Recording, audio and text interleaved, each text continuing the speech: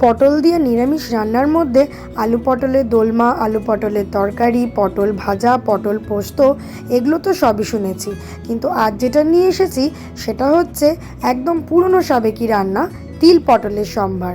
মশলা বলতে শুকনো তেজপাতা, লঙ্কা এবং পাঁচফোড়ন, হিং, আদা এবং লঙ্কা বাটা, একটু চিনি এবং লবণ হলুদ স্বাদ মতো।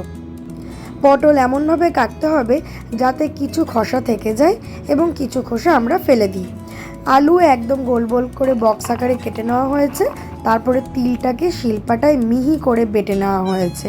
তারপরে রুম টেম্পারেচারে একটু কাঁচা দুধ বা ফোটানো দুধ দিলেও অসুবিধা নেই, আর ক্রিম যে কোনো ব্র্যান্ডের দিয়ে একটা ঘন মিশ্রণ তৈরি করে নেওয়া হয়েছে। খুদে কিন্তু নিজের হাতে মিশ্রণ তৈরি করেছে।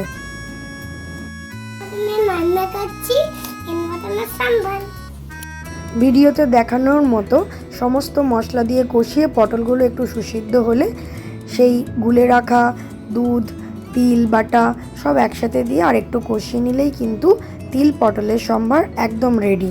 গরম ভাতে নিরামিষ পদ কিন্তু একদম হিট। আপনারা জানাবেন আপনাদের কেমন লাগলো।